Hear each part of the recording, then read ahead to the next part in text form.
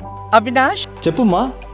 దగ్గరలో ఉన్న మెడ్ప్లస్కి వెళ్ళి మెడ్ప్లస్ బ్రాండ్ మెడిసిన్స్ అని అడిగి కొనుక్కునరా. అక్కడ 50-80% తగ్గింపుకు వస్తుంది. మీరు తీసుకునే అదే మందులు, అదే నాణ్యమైన మందులు, కానీ సగం ధరకే. తాడేపల్లిలో మాజీ సీఎం జగన్మోహన్ రెడ్డి మాట్లాడుతున్నారు. ఇప్పుడు ఆ లైవ్ చూద్దాం.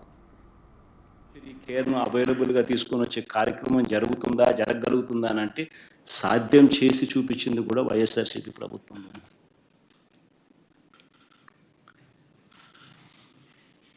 రైతన్నను చేయి పట్టుకొని నడిపించడం సాధ్యమేనా? గ్రామాలలో దళారీ వ్యవస్థ తీయడం సాధ్యమేనా? పారదర్శకంగా రైతన్నను చేయి పట్టుకొని నడిపించగలమా అన్నది ఆలోచన చేస్తే ఒక ఆర్బీకే వ్యవస్థ వచ్చింది వైఎస్ఆర్సీపీ ప్రభుత్వంలోనే. ఈ క్రాప్ వచ్చింది వైఎస్ఆర్సీపీ ప్రభుత్వంలోనే. ఈ క్రాప్ ద్వారా పారదర్శకంగా ఉచిత పంటల బీమా తీసుకొచ్చింది వైఎస్ఆర్సీపీ ప్రభుత్వంలోనే.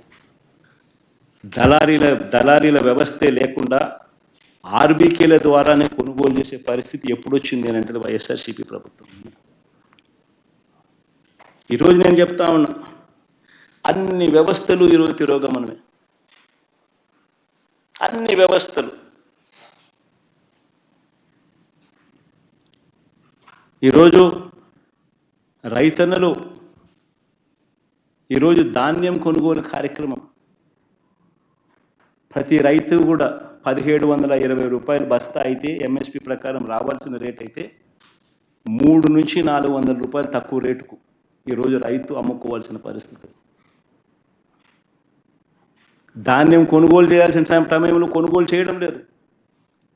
రైతుల దగ్గర నుంచి ధాన్యం దళారీలు కొంటా ఉన్నారు. కనీసం 300 రూపాయల నుంచి 400 రూపాయలు తక్కువ రేటుకు ఈరోజు పరిస్థితి. ప్రతి క్వార్టర్ అయిపోయిన వెంటనే ఫీజులు చెల్లించే పరిస్థితి. విద్యా దీవెన నుంచి, వసతి దీవెన నుంచి ఇప్పటికీ 3 క్వార్టర్స్ అయిపోయినాయి. 4వ క్వార్టర్ ఈ డిసెంబర్కి అయిపోతుంది. జనవరికి వచ్చేసరికి 4 క్వార్టర్ల ఫీజులు, విద్యా దీవెన డబ్బులు పెండింగ్ బకాయిలు. పిల్లలను కాలేజీలకు రానివ్వడం లేదు. కాలేజీ యాజమాన్యాలు పిల్లలను వెనక్కి పంపించే కార్యక్రమం జరుగుతూ ఉంది.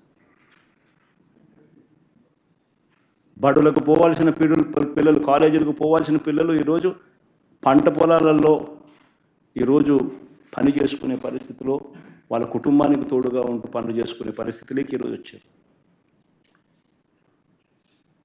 2800 కోట్ల రూపాయలు విద్యా దీవెన బకాయిలు, ఫీజు రీయింబర్స్మెంట్ బకాయిలు. 1100 కోట్ల రూపాయలు వసతి దీవెన బకాయిలు. ఆరోగ్యశ్రీ బిల్స్ నెట్వర్క్ హాస్పిటల్స్కి ఇవ్వాల్సింది మార్చి నుంచి పెండింగ్. 2200 కోట్ల రూపాయలు దాటాయి బకాయిలు. ఆరోగ్య ఆసరా ఊసే లేదు. 200 కోట్ల రూపాయలు దాటాయి బకాయిలు. ఆరోగ్య ఆసరా ఊసే లేదు. 104, 108 పడకేసింది. ప్రతి వ్యవస్థ ఈరోజు వాలంటీర్లను మోసం చేసి ఎన్నికలప్పుడు 10,000 ఇస్తామని చెప్పి రకరకాలుగా మభ్యపెట్టి వచ్చిన వెంటనే ఫస్ట్ ఉద్యోగాలు పోయినట్టు ఎవరి అంటే వాలంటీర్లే. గ్రామ సచివాలయం పరిస్థితి ఎలా ఉందో ఎవరికి తెలియని పరిస్థితి. అగమ్యగోచరంగా ఉంది వాళ్ళ పరిస్థితులు.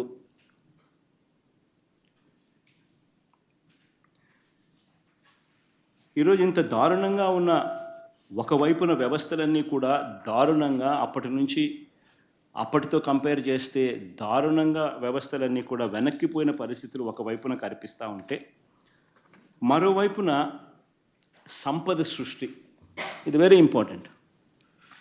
సంపద సృష్టి అని అంటే నిజంగా ఏమిటి అన్నది అర్థమయ్యేట్టుగా కాస్త చెప్తా.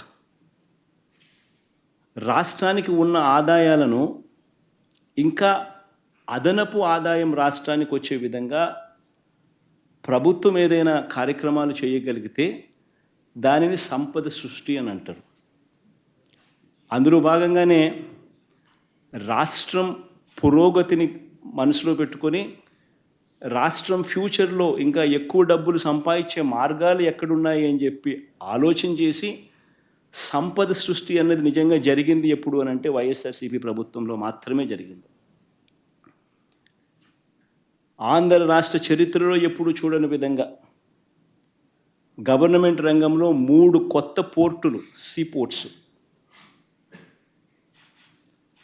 దాదాపుగా 12,000 కోట్ల రూపాయల పై చిలుకుతూ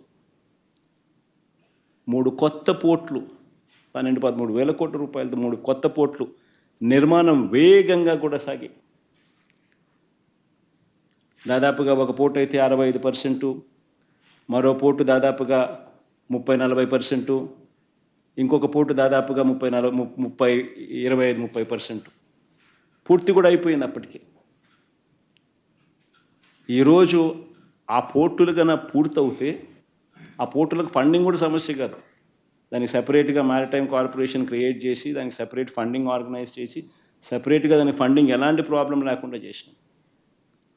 ఆ పోర్టులు పూర్తవుతే ఈరోజు ఒక శ్రీశైలం కట్టాలని అంటే అప్పట్లో 900 కోట్లు 600 కోట్లు అయి ఉండొచ్చు.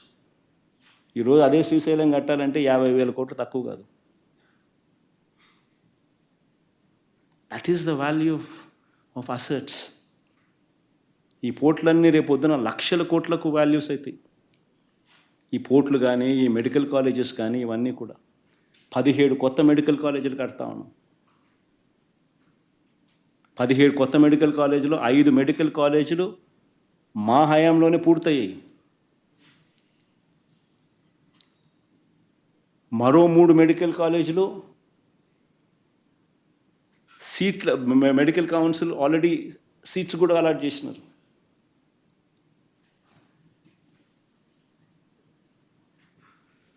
ఇలాంటి ప్రాజెక్టులు పూర్తవుతే దానిని సంపద సృష్టి అని అంటారు. ఇవి అందుబాటులోకి వస్తే రాష్ట్రానికి అదనపు ఆదాయాలు వస్తాయి.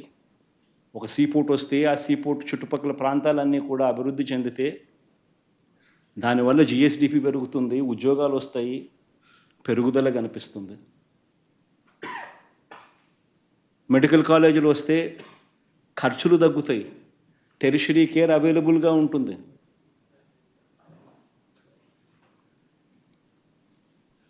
దీనిని సంపద సృష్టి అని అంటారు. ఈ సంపద సృష్టిలో భాగంగా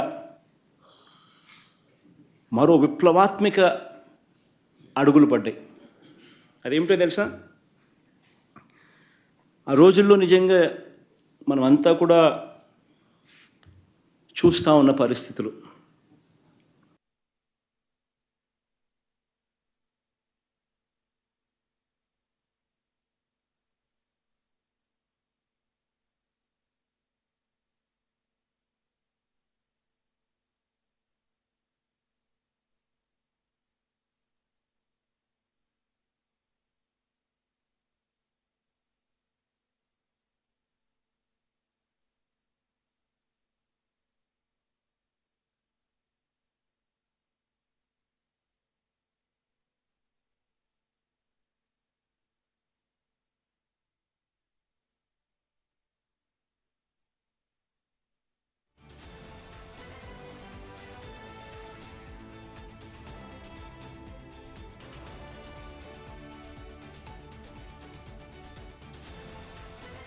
స్వాముల పరిస్థితి నిజంగా రైతన్నలకు ఉచిత కరెంట్ అన్నది ఒక డ్రీము. రైతులకు నిజంగానే పెట్టుబడి అన్నది రైతన్నకు తగ్గించగలిగితే రైతన్న ఆదాయాలు పెరుగుతాయి. అందులో ఉచిత కరెంట్ అన్నది it plays a very important role. దాదాపుగా ప్రతి రైతుకు దాదాపుగా సంవత్సరానికి 40-45 వేల రూపాయలు రైతన్నలకు ఉచిత కరెంట్ రూపైనా చేతిలో పెడతాం పెట్టుబడి సహాయంగా. అలాంటి గొప్ప స్కీము, మంచి స్కీము కూడా చంద్రబాబు నాయుడు గారి పాలనకు వచ్చేసరికి డిస్కాములు ఏ స్థాయిలోకి వెళ్ళిపోవడం మొదలుపెట్టాయనంటే ఇలాంటి పథకాలన్నీ కూడా చేయగలుగుతామా అన్న పరిస్థితిలోకి వెళ్ళిపోతా ఉన్నాయి. డిస్కాముల పరిస్థితి చూస్తే చంద్రబాబు నాయుడు గారు రాకమునుపు 29,000 కోట్ల రూపాయలు అప్పులు బకాయిలు ఉంటే చంద్రబాబు నాయుడు గారు దిగిపోయే నాటికి ఏకంగా 86,000 కోట్ల రూపాయలకు ఎగబాకాయి. డిస్కాములకు సంబంధించిన అప్పులు, డిస్కాములకు సంబంధించిన బకాయిలు దాదాపుగా 23.88% కంపౌండెడ్ యాన్యువల్ గ్రోత్ రేట్తో చంద్రబాబు నాయుడు గారి హయాంలో డిస్కాముల పరిస్థితి దయనీయమైన స్థాయిలోకి పోతా ఉంది. ప్రభుత్వం నుంచి ఆదుకునే దానికోసం డిస్కాములకు సపోర్ట్ చేసే కార్యక్రమం 13,255 కోట్లు మాత్రమే చేశాడు ఆయన. అదే వైఎస్ఆర్సీపీ ప్రభుత్వ హయాంలో 47,800 కోట్ల రూపాయల డిస్కాములకు ప్రభుత్వం నుంచి సహాయం చేయగలిగిన నిలబెట్టే ప్రయత్నం జరిగాయి. ఆ నిలబెట్టే ప్రయత్నంలో భాగంగానే పగటిపూటే రైతన్నలకు 9 గంటల పాటు ఉచితంగా కరెంట్ ఇచ్చే కార్యక్రమం జరిగిస్తూ